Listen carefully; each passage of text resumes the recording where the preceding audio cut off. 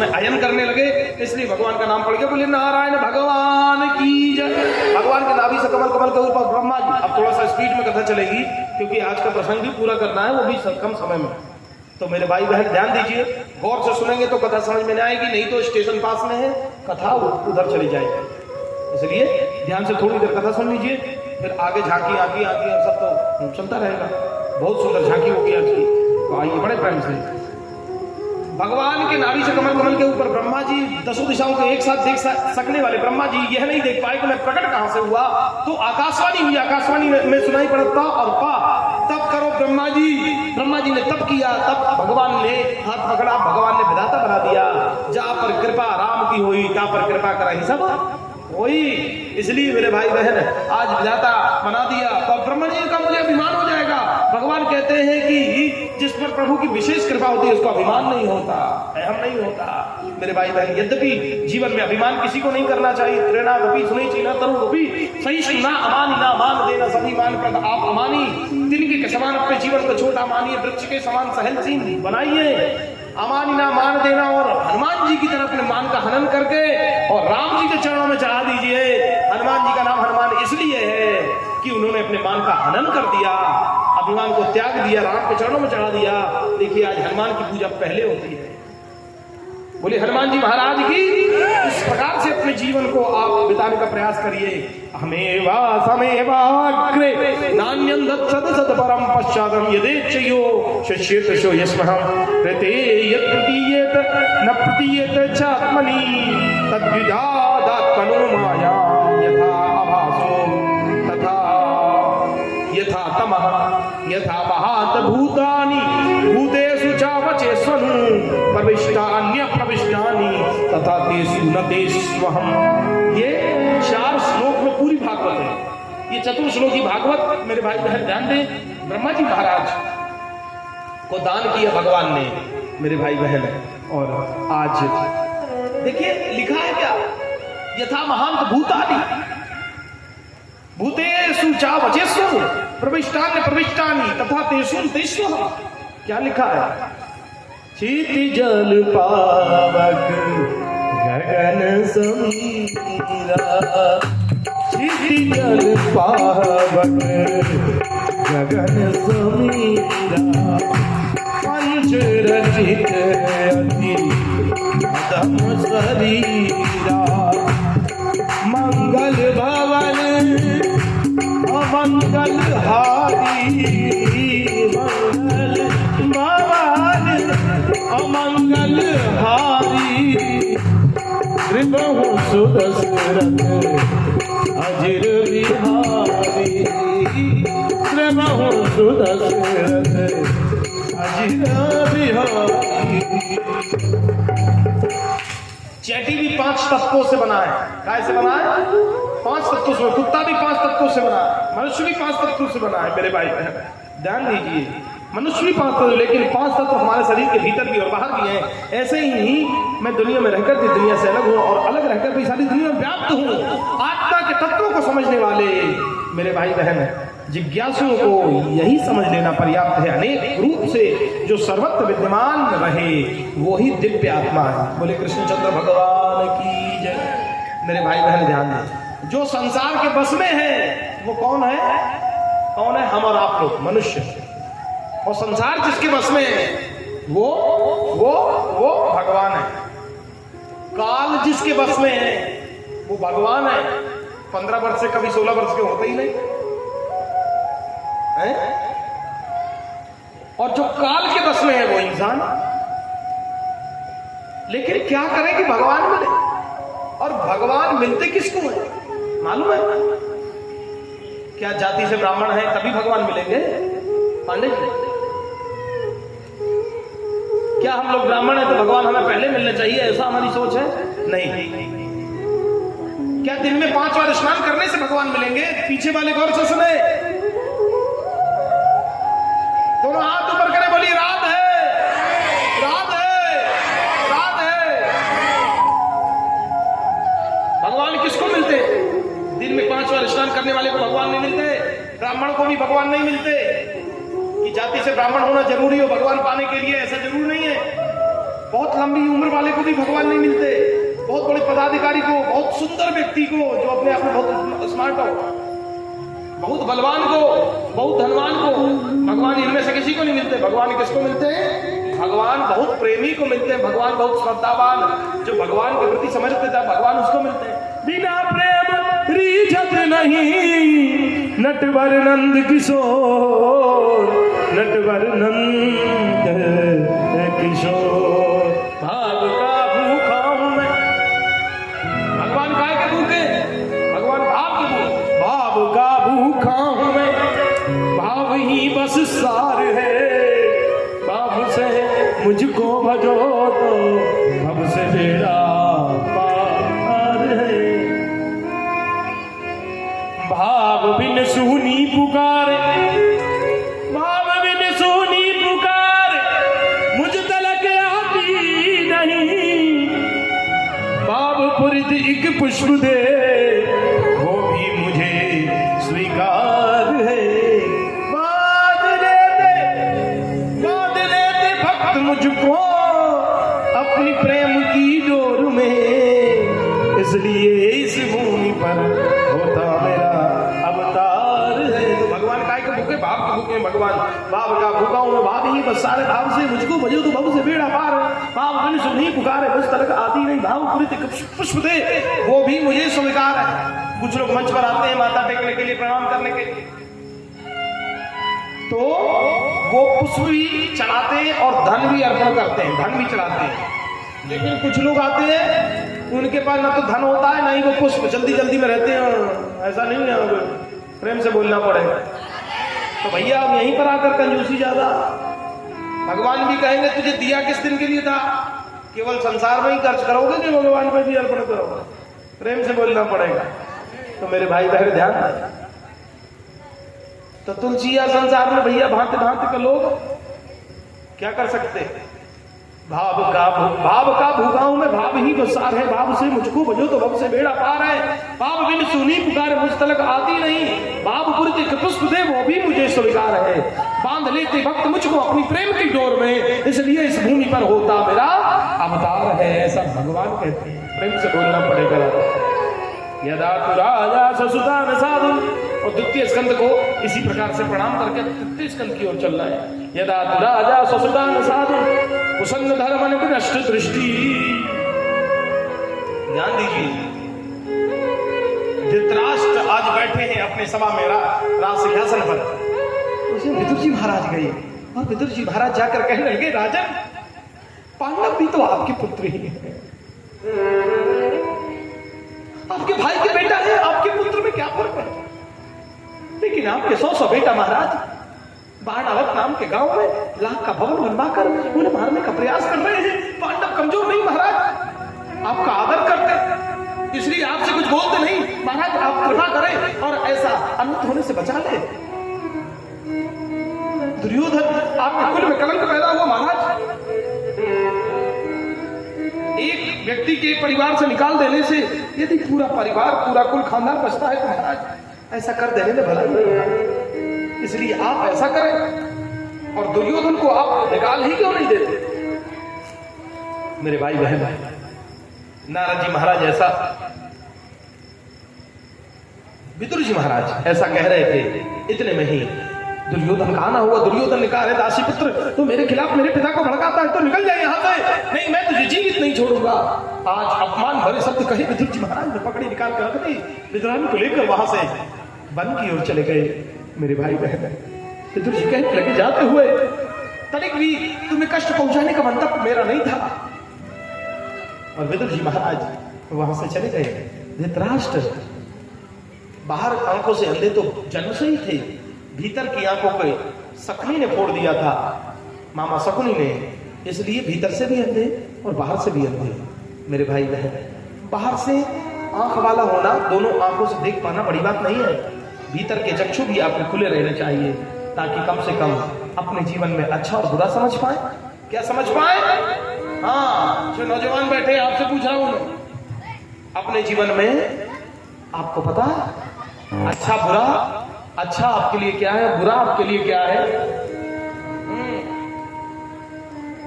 तो जो नौजवान है उनसे पूछ रहा हूं, आपके जीवन में आपके लिए अच्छा क्या है, बुरा क्या है, आपको मालूम है क्या? मेरे भाई बहन ध्यान दें, अच्छा और बुरा क्या है समझने के लिए आप अपने जीवन में अब थोड़ा दोस्ती से, यारी से, अनर्गल प्रकार के पकवानों से, मोबाइल से, इंटरनेट से निकलकर थोड़ा बाहर आएंगे तभी समझ पाएंगे। उसी में फंसे रहेंगे कैसे समझ पाएंगे? मेरे भाई बहन, आज बाहर की आंखें आपकी हैं इसलिए तो मोबाइल देख रहे हैं, अंदर की आंखें फूटी हुई हैं इसलिए आप अपने लिए अच्छा क्या और बुरा क्या ये नहीं देख पा रहे। बाहर की आंखें हो ना हो पर अंदर की आंखें होना बहुत जरूरी है। सूरदास के पास तो बाहर की आंखें नहीं थी इसलिए सूरदास कहा जाता है, लेकिन अंदर की आंखें ऐसी थी कि दोनों आंखों से अंधे होने के बाद भी वो भगवान का दर्शन किया करते थे। तो दोनों आंख से अंधे अच्छे हैं या हम आप लोग दो आंख वाले अच्छे हैं? मेरे भाई बहन, हम लोगों के पास दोनों आंखें होने के बाद भी हम लोग भगवान को नहीं देख पाते। क्यों? और उनके पास दोनों आंख नहीं थी तब भी वो भगवान को देख पाते थे। ऐसा क्यों? क्योंकि हम लोगों को, हम आप लोगों को संसार के अलावा कुछ और दिखाई नहीं देता, उन्हें भगवान के अलावा कुछ और दिखाई नहीं देता था। इसलिए वो दो आंख से अंधे होने के बाद भी दर्शन कर पाए, हम आप दो आंख वाले होने के बाद भी नहीं दर्शन कर पाए। आज दो बात, टीवी को ही कुल देवी मानते, कूलर को कुल देवता मानते, तो स्कूटी मोटरसाइकिल को ही पुष्पक विमान मानते।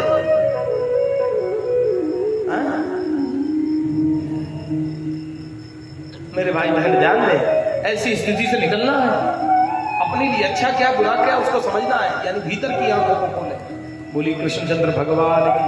विदुर जी महाराज जाकर केले के वन में सुंदर पर्णकुटी बनाई, फूस की झोपड़ी बनाई, उसी में रहने लगे, निवास करने लगे। केले का वन सजाया बढ़िया, केले का फल खाने लगे और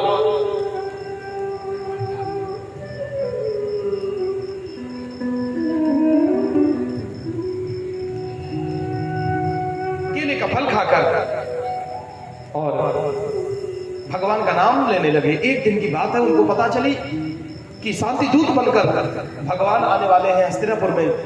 तो आज वेश बदलकर, काली कामर ओढ़कर चुपचाप हस्तिनापुर वासियों के बीच में जाकर बैठ गए। अब इतनी भीड़ में कोई आकर बैठ जाए कोई भी, तो क्या पता कौन कहां से आया, कौन कहां से कैसे बैठा है, किस पर किसी को क्या मालूम। मेरे भाई बहन ऐसे ही बैठ गए। जब द्वारकाधीश भगवान की सवारी आई, सब लोग उठकर स्वागत करने लगे। कपटपूर्ण मैत्री का परिचय देने के लिए दुर्योधन, दुशासन, कर्ण, यहां तक कि धृतराष्ट्र भी गए, पितामह भीष्म भी भगवान की आरती उतार रहे हैं, जो उनकी ओर भगवान देख नहीं रहे, अपने विदुर की ओर देख रहे हैं। जैसे ही भक्त और भगवान की नजरें मिली तो विदुर जी के हृदय रूपी समुद्र में आनंद रूपी हिलोरे उठने लगे। सिंहासन पर जब जाकर बैठे, दुर्योधन ने आने का कारण पूछा। भगवान ने दुष्ट को भी दुर्योधन ने सुयोधन का। संसार बड़ा विचित्र है, किसी बुरे व्यक्ति से यदि काम निकालना हो तो उसकी बड़ाई करनी पड़ती। मेरे भाई बहन, ऐसा ही आज भगवान ने किया, लेकिन वो समझा नहीं। कुछ देर के लिए तो बैठा, लेकिन जैसे ही भगवान ने कहा कि पांचों पांडव, महाराज धृतराष्ट्र, पांचों पांडव आपके पुत्र हैं, इस प्रकार से इस राज्य के अधिकारी हैं, ये राज्य उनका है, पर राजा नहीं बोले। पूरा राज नहीं तो आधा दे दीजिए, मैं उसमें संतुष्ट कर लूंगा, तब भी राजा नहीं बोले। अरे 5 गांव दे दीजिए, तब भी राजा नहीं बोले। और दुर्योधन जैसा दुष्ट उस बड़ी सभा में इतने बड़े बड़े लोगों के होने के बावजूद भी ऊपर खड़ा हुआ कहने लगा, अरे कृष्ण, अरे कपटी, इस प्रकार से संबोधन करने लगा भगवान कृष्ण को और कहने लगा, सुचिक्रे नैव दास्यामि बिना युद्धेन केशवा, सुई का अग्रभाग जितनी भूमि में छिद्र करता उतनी भूमि बिना युद्ध के मैं दे नहीं सकूंगा। भगवान कहने लगे, अरे मूर्ख, ये आंखें लाल पीली किसको दिखाते हैं? शांति दूत के साथ कैसा व्यवहार करते हैं, तुम्हें जरा भी सहूर नहीं है। सभा छोड़कर जाने लगे तो कपटपूर्ण मैत्री का परिचय देने के लिए और आकर कहने लगा, नहीं नहीं द्वारकाधीश, आपको अभी जाना नहीं है, आपको तो पता है मेरी माता गांधारी देख नहीं सकती हैं, इसके बावजूद भी आपके लिए 56 प्रकार के भोग बनाए हैं। और ऐसे भोग बनाए हैं कि आपने खाना तो दूर की बात कभी आपने देखा भी नहीं होगा। भगवान कहते तो मैं देखना भी नहीं चाहता। भोग तो तब खाए जाते हैं ना, या तो हमारे पेट में भूख हो या आपके मन में श्रद्धा हो, और दोनों ही नहीं है तो फिर भोग का क्या अर्थ। मेरे भाई बहन, भगवान वहां से जाने लगे, कहने लगे वैसे भी दुर्योधन मैं तुम्हारे यहाँ का भोग नहीं पा सकता, क्योंकि मेरे विदुर काका के यहाँ से निमंत्रण मिला है। हस्तिनापुर आओ तो पहला भोग मेरे घर का पान। इन बच्चों को जरा शांत कराइए। इतने बड़े होकर आगे बैठे हो, इसके बावजूद भी आपस में बात कर रहे हो। मतलब 1 घंटे 2 घंटे भी तुम लोग शांति से बैठा नहीं जा रहा है। सोचिए कितने आप मोबाइल के नशे में हो।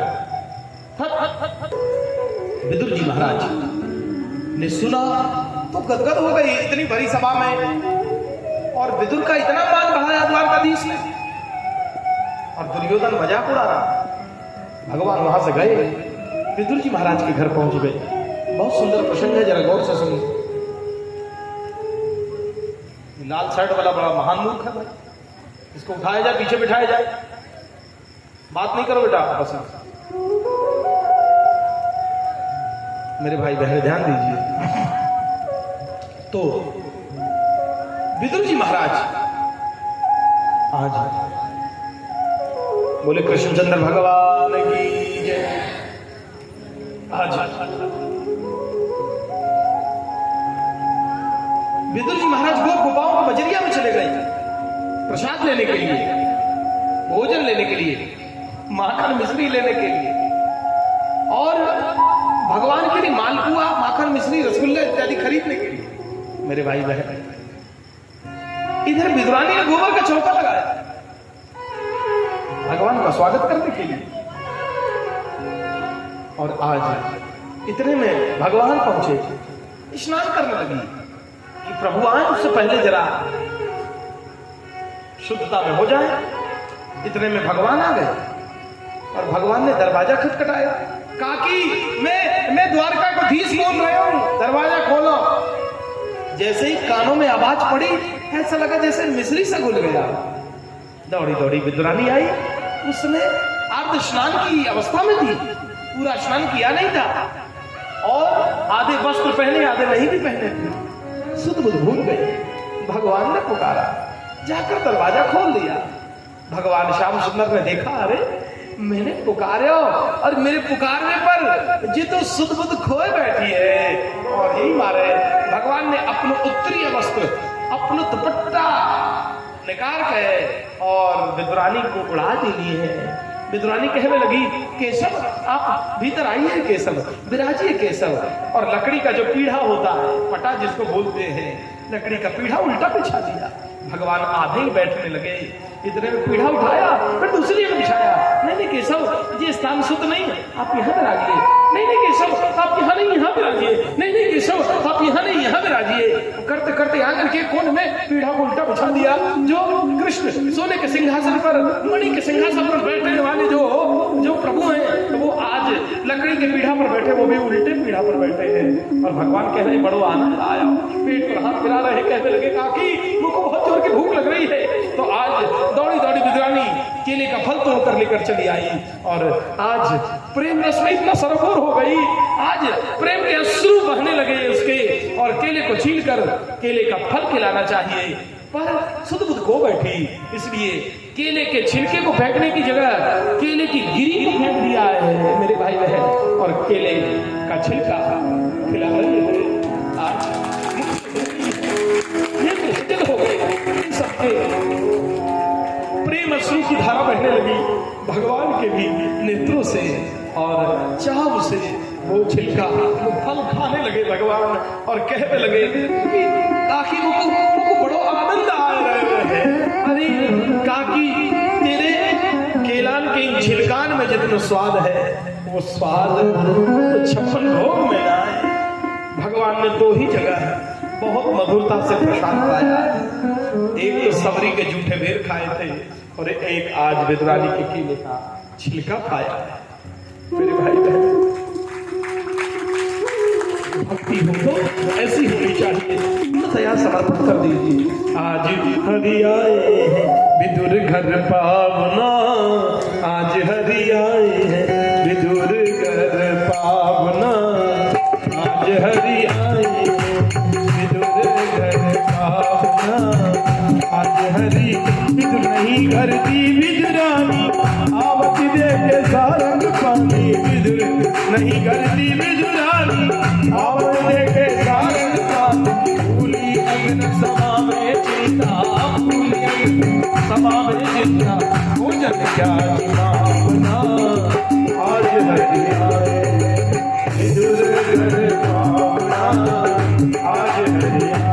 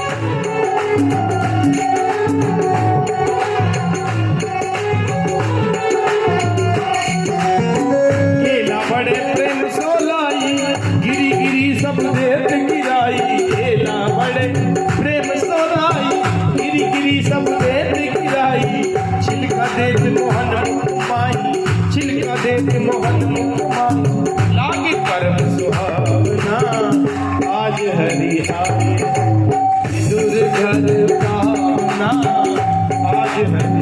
और विदुर जी महाराज आए इतनी देर में विदुर जी महाराज का आना, विदुर जी महाराज ये क्या कर रही है? पहली बार तो भगवान हमारे घर आए और तुमने केले का छिलका खिला दिया। तो आज केला लिए विदुर कर माई, केला लिए विदुर कर माई, गिरी देत गिरधर मुख माही, विदुर जी ने केले को छीला और केले की गिरी खिलाने और केले की गिरी खिलाने लगे विदुर जी महाराज। इतने माई विदुर जी आए, काले खोटे वचन सुनाए, छिलका देख श्याम कहाँ लगाई भावना, आज हरि केला लिए विदुर कर माई, गिरी देत गिरधर मुख माई, गिरी देत गिरधर मुख माई, कहो कृष्ण जी। भगवान बोल पड़े, विदुर जी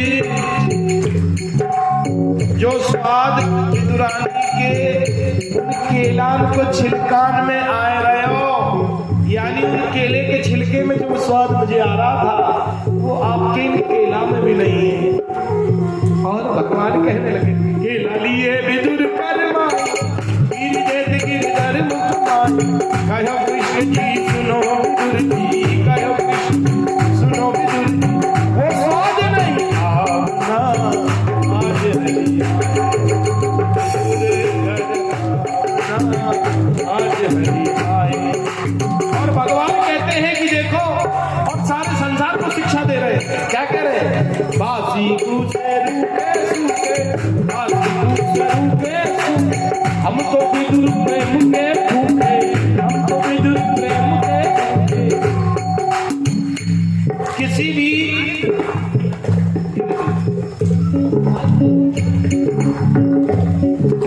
भी इंसान को ये अधिकार नहीं है कि वो भगवान में गलती निकाले या गुरु में गलती निकाले या संत में गलती निकाले, ये उसके अधिकार से बाहर है। इसके बाद भी अगर वो अपने बड़प्पन के किसी प्रकार के अभिमान में अगर गलती निकालता, कमियां निकालता, तो सबसे पहले भगवान को बुरा लगता है। और भगवान को जब बुरा लगता है तो आने वाला उसका समय बहुत अच्छा नहीं होता। इस बात का ध्यान सभी को रखना चाहिए। मेरे भाई बहन ध्यान दें, इसलिए अच्छाई बुराई के जाल में बल्कि न फंसकर। और ये कथा किसकी हो रही है? अनुराग शास्त्री की हो रही है कथा या भगवान कृष्ण की हो रही है? सच सच बताना, किसकी हो रही है? किसकी हो रही है? शास्त्री की हो रही है क्या? निरंजन सिंह की हो रही है क्या? बरवाटी की हो रही है क्या कथा? कथा किसकी हो रही है? भगवान कृष्ण की हो रही है। मेरे भाई बहन ध्यान दीजिए, ताली नहीं बजाओ।